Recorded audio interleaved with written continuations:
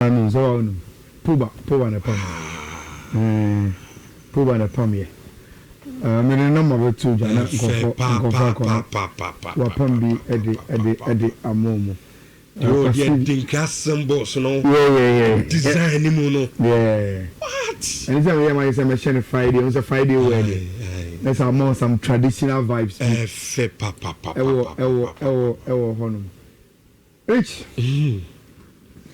say me we studio na time na fifi eka Eric birthday no let me show you on my phone so na me say yeah we no the crow baby who say coaches no on press conferences and Barcelona coach Hansi Flick and so in a press conference Rich CCA or the Akotu just say Lamine Yamal and Femi Lopez they are back but omuntimi mbo 90 minutes then I started laughing onim de ntia Ubekaya I think we had a discussion in the studio when Barcelona lost to Sevilla 4-0 no? The following day. And then America said, look, I tell you, we are saying, oh, 20 money, you come on. Ayala, Buaha between Barca and the Spanish national team, and I'm a Barca, and declare Salami Yama, Opera. They just didn't want Abantiano coming out of injury Nanceano to go to the national team. It is over Kaipa. Omudi to just say Lamine Yamal April or 3 weeks. Rich and kaya 3 weeks and pa. The 3 weeks should include this week. But there is Hansi Flick after international break, you know, because a person starting use so Abantiano. Na omunya reaction inti Barcelona next game I think is against Girona and now or to press conference so the guy is back and he's ready now on to me 90 minutes obo on to me 90 minutes because of at the end hour you know but the guy can play now me Yamal was not injured inti yeah ni enim say look sir report of say plan and no crime. This is the evidence. But dear Lebama coach Bekasa. And dear Lebama Barcelona take a decision say Lamine Yamal on pride. It is but they can't champion for they wanted look. Who said there's a collaboration between national team and the clubs. So person will be player. Senka Spanish national team no. After Barcelona for so you have say after Lamine. Now the medical situation what to say and they could have told them, oh, tell me managing and Kawedia got more absent in it. But the Spanish national team did not do that because Rich, the guy was back from India no many games. And you just have to name him. And he has already been part of the Spanish national team squad.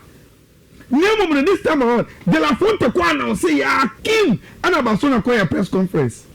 And I has flipped to 2 money, De La Fonte. Say, I can't feel injured by in chair. And come managing and I might be a friend so correspondence that's how once flick why a national team do with Germany da and Pabona is the university and he was disappointed in the comment of Hansi Flick it's a deja Spain say I'm Lamine Yamal promo managing here say right after the international break there you are saying the guy is fit sometimes these things which enjoy you now you can injury once in a year. No me can't share Gabi studio was say Chelsea fans okay probably be a go be rich Enzo Maresca press conference now okoye and you ko pa man kwa no go so pro I say but they assume you prepare but I didn't think ko pa but they go no be kan wasem and I was actually onye nipa we kai if you hana dia na yama me fi birthday no na this eja manso dem fer ogoro yes ono so the birthday the same day okay now for years I must spend with share from rich on that day the way we celebrate my birthday money day and then the birthday mu eja o se eja ma so a no se eja tu so yes so say na so obebe say na but on the day that we are there na ko say and then say eja ma so birthday ejale no Messi dini birthday what you see e dey ni akobo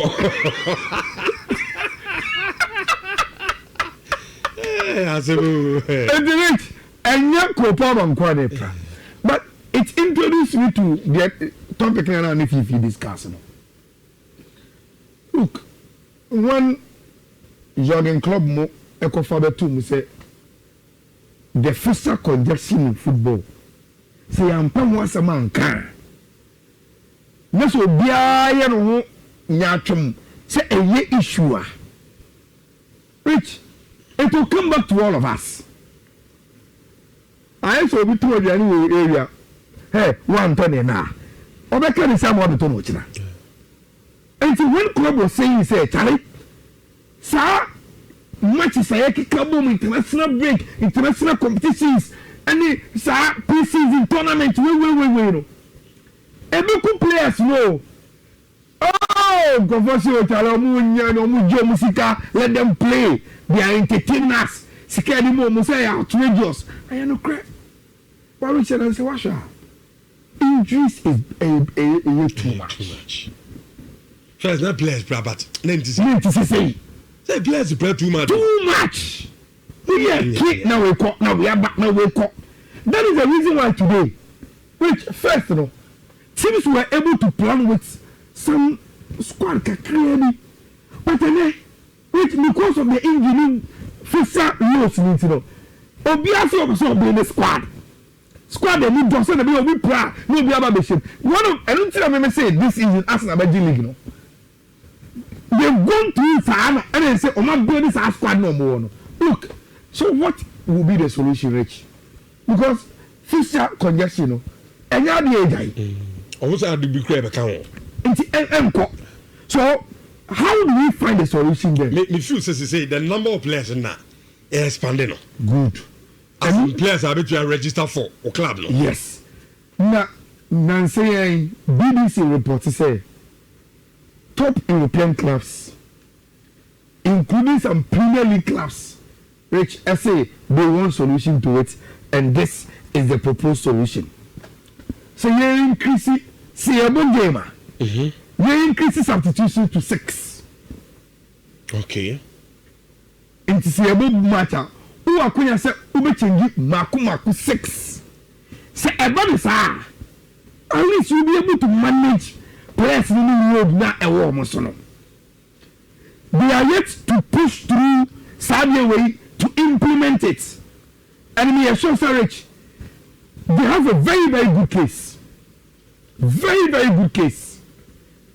Because security fixers in the end to be your way. But then, and then you're making at least you're making the money situation, you know. So again, be our bona wa kunya so be give 6 players. Which I think that would be fine. At least they say a 4. So they want to add 2 more. Say the team Biano can manage the players in no rich. Can I propose an embassy increase in 4? Only say the number 1 criticism to some proposal was that anyway, clubs now almost can. Our more good players be play, no. We will benefit more than clubs no minis can only good players be because if you ask Pep Guardiola to make 6 changes of Man City, now you have say on it the petit B on it Wako Island Road. Now only Fake and Airborne Leeds United. Next one can say Pep can make 6 changes in that team. Now already we two and now Osha bench to her. Now we show the quality of the bench. Now ultimately 6 as our bench. Ultimately 45 minutes 70. Or say quality we have bread. Not on the 6 quality as our fresh.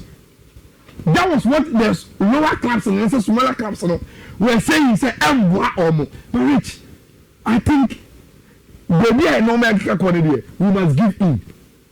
We go back to my game.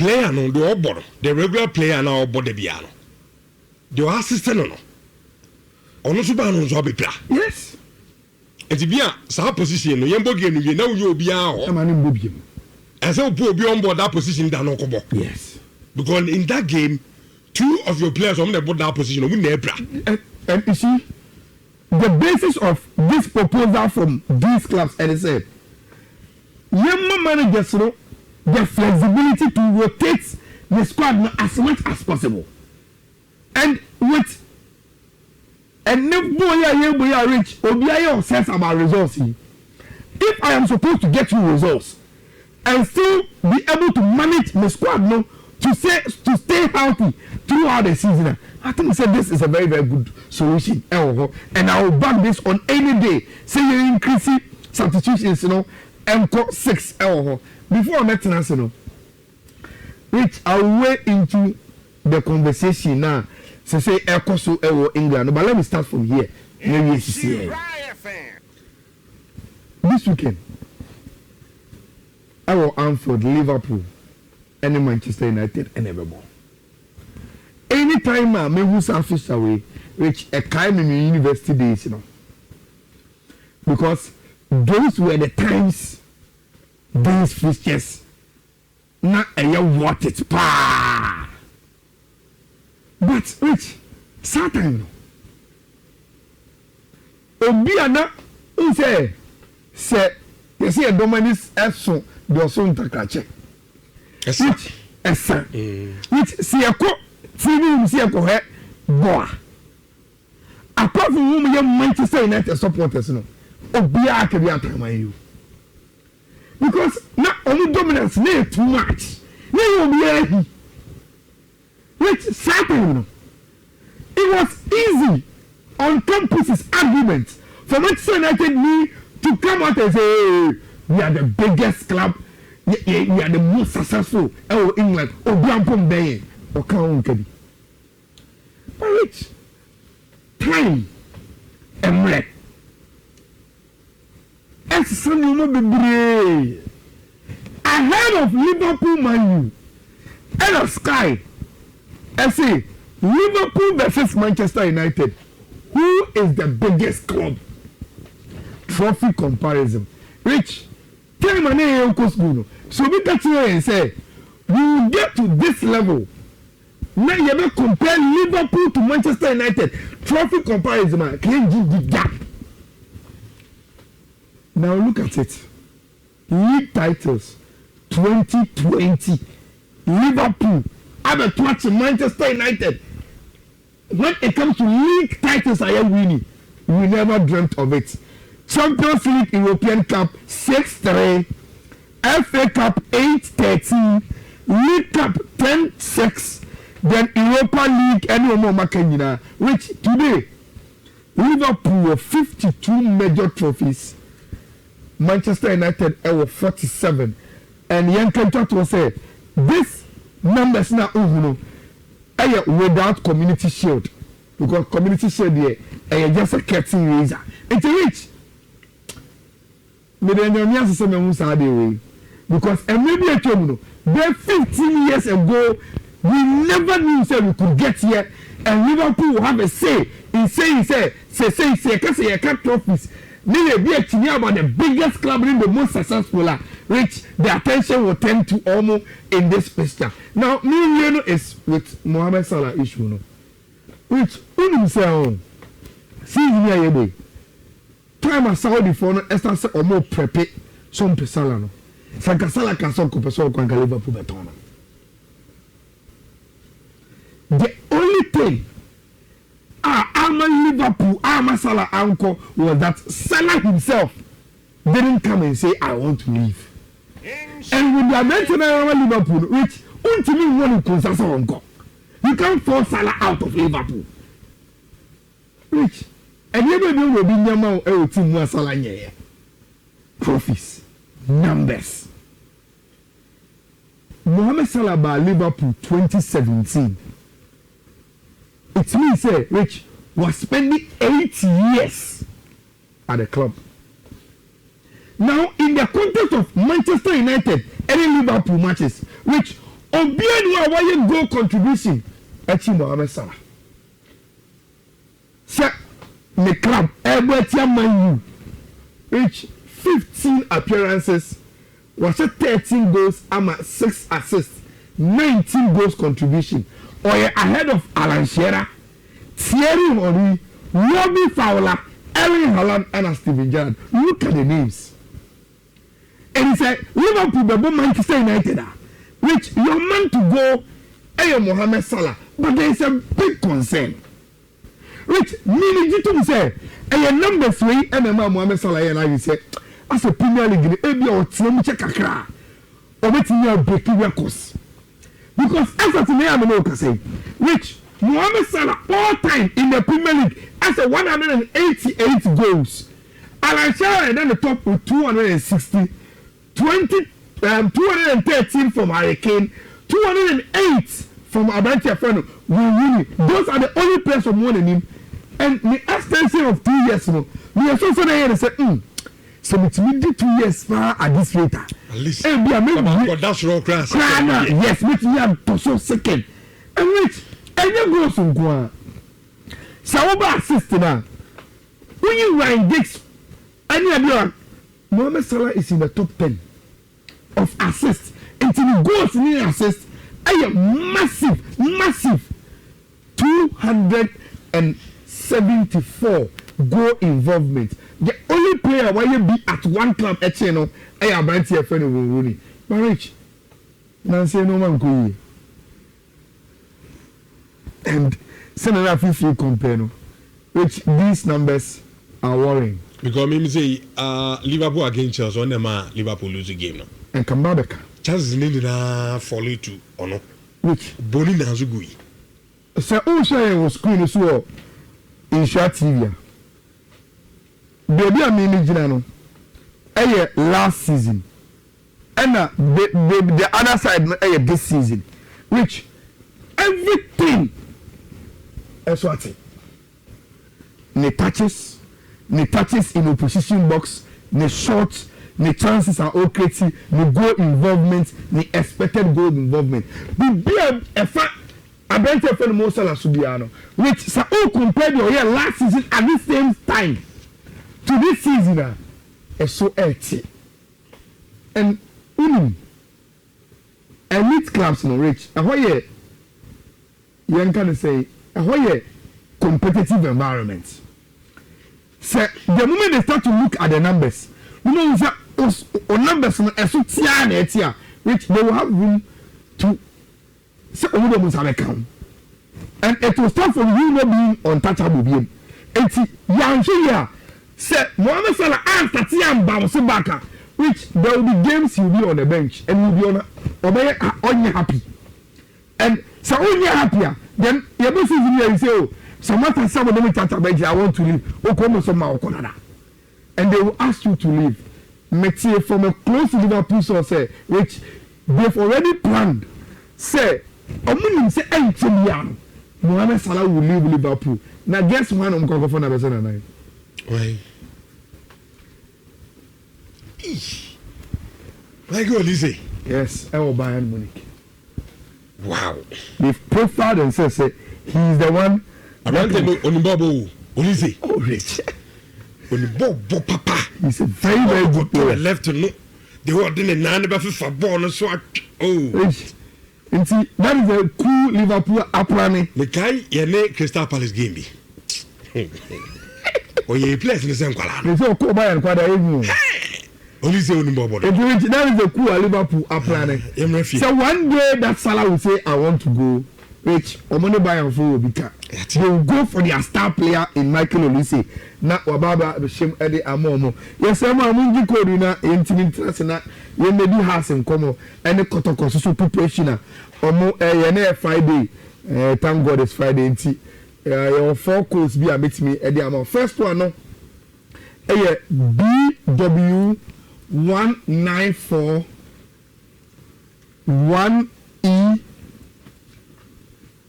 5B9 EW 1941E 5B9 BW 4 1 F E E E. Then the third one B W 194 6 C D B 8. And the last one B W 194 6 E 6 4 A. 84 Betway course. Oko mi social media handles ni na X e Facebook a obehu ni nyina enso ho e me WhatsApp channel no e mu and my Telegram page ni so and also so you bet ma take screenshot and I obetimi aye kwan dia so na onse etimi aka code no na otimi e de aye de o de beye. It's from has